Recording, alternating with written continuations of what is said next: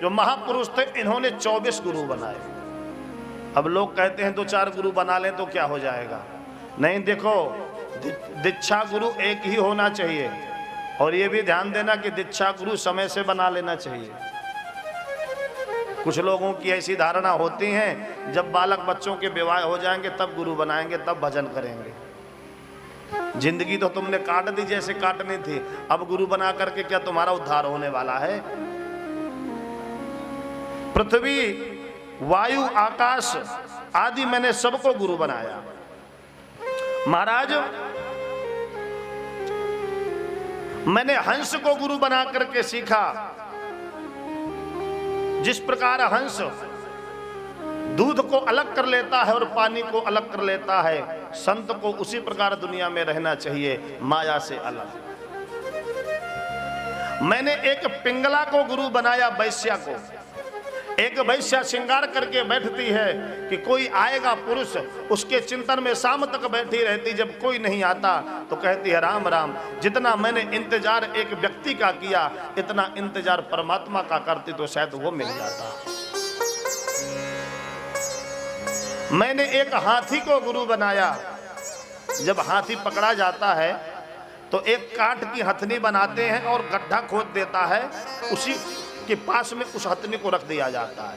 हाथी उस काठ की लकड़ी को ओरिजिनल हथनी समझ लेता है, उसके पास आता है, गड्ढा में गिर जाता है, 2-4 दिन पड़े रहने देते हैं, फिर अंकुश मार करके उसको बस में कर लिया जाता है। दत्तात्रेय कहते हैं मैंने हाथी को गुरु बना करके ये सीखा कि संत को कभी काठ की स्त्री का भी स्पर्श नहीं करना चाहिए, और ये एकदम सत्य है। साधकों को चाहिए, संतों को चाहिए समाज से एकदम बिलग रहे। जय मुनि ग्रंथ लिख रहे थे तो वेद व्यास जी बोलते जाते थे और जय मुनि लिखते जाते थे। उन्होंने बोला, माता शस्त्रा दुहिता वा विवक्तासनो भवेत। माता हो चाहे बहन हो, किसी भी स्त्री से एक व्यक्ति को बगैर किसी कारणवश एकांत में नहीं मिलना चाहिए। जब ये बात बोली तो जय मुनि ने कहा, महाराज मैं इस बात को नहीं लिखूंगा। क्यों? बोले संसारी जीव भटक सकता है, पर एक ज्ञानी भी यदि भटक गया तो वो ज्ञानी कैसा। वेद व्यास जी ने कहा, देखो लिख लो, इसमें मत पढ़ो। बोले नहीं, मैं नहीं लिखूंगा, मैं प्रैक्टिकल करके देखूंगा। तो बोले देख लो। अब एक दिन की बात की संध्या का समय आया, चंद्रमा खिला हुआ था, मंद मंद बारिश हो रही थी। एक औरत आ रही थी आश्रम से, आश्रम के पास आकर के जय मुनि से मिली। बोले महाराज मैं अपने गांव जा रही थी तो बारिश होने लगी, अब कृपा करके मुझे आश्रम में रुकवा लो। महाराज जी बोले ना, इस आश्रम में स्त्रियों का प्रवेश वर्जित है। बोले महाराज जी आश्रम का अर्थ ही होता है जो सबको आश्रय दे। उसने अनुनय विनय किया तो महाराज जी ने कहा, सुनो दरवाजे के बगल में एक कमरा है, इसमें निवास करो और प्रातः होते ही बगैर गुरु जी को बताए निकल जाना। ठीक है महाराज। अब वो औरत को उस कुटिया में निवास दे दिया। इधर जय मुनि गए अपने कुटिया में और उस स्त्री का चिंतन चलने लगा। बार बार मन को समझाए, मन नहीं माना, उठ करके आए, आवाज लगाई, देवी दरवाजा खोलो। देवी ने कहा मैं नहीं खोलूंगी, जय मुनि मना कर गए हैं।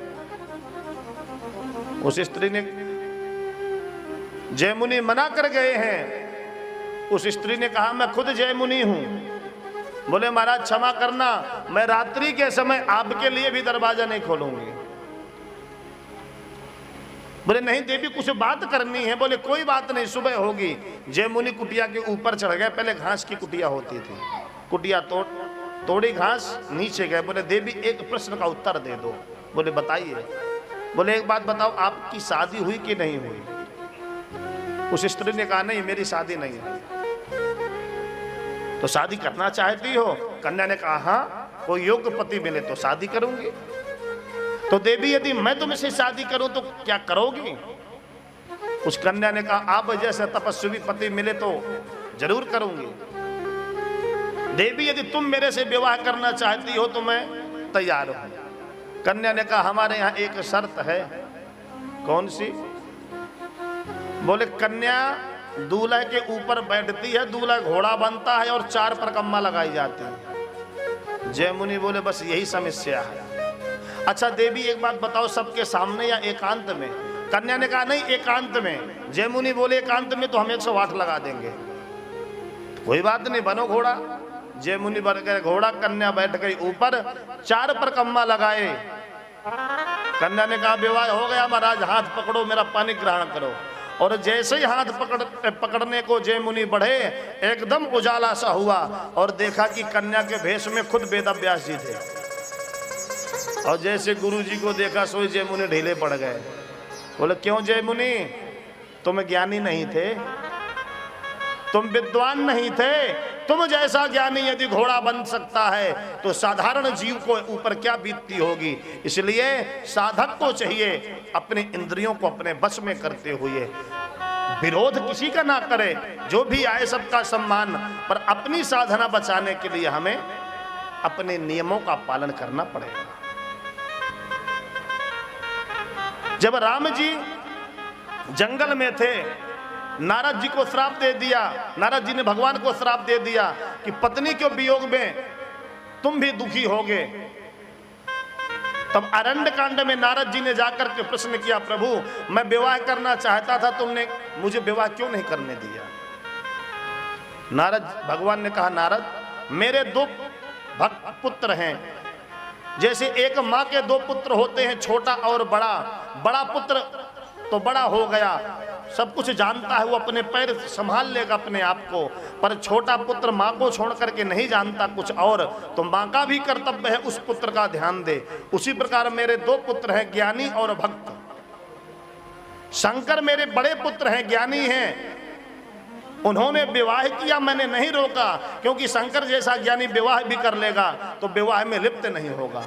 पर तुम भक्त थे, तुम माया में फंस जाते, क्योंकि स्त्री अवगुणों की खान है, भगवान ने कहा। नारद जी ने कहा वाह, तुम्हारी सीता जब खो गई थी तब तो कह रहे थे हाँ गुण खान जानकी सीता।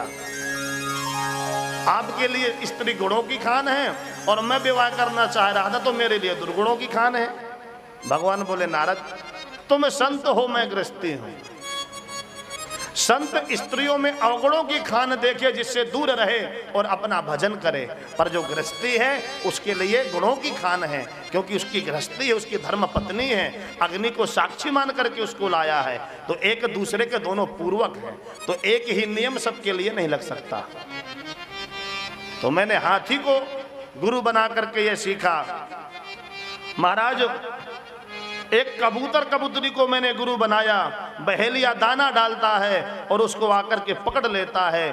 संत को भी किसी लोभ में नहीं आना चाहिए। अजगर को गुरु बनाया, अजगर बैठा रहता है, कुछ सांस लेता है, जो मिल गया उसी को खा लिया। किसी दिन पूरी बकरी मिल गई तो बकरी लील गए, 4 दिन कुछ नहीं मिला तो वायु का आहार करते रहे। संत को ऐसा ही होना चाहिए, मिल जाए तो खूब मालपुआ खाए और ना मिले तो भैया जल पी करके भजन करे। मैंने मधुमक्खी को गुरु बना करके सीखा।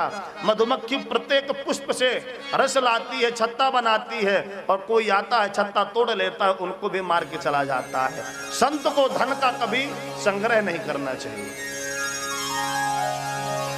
संतों को धन स्पर्श नहीं करना चाहिए।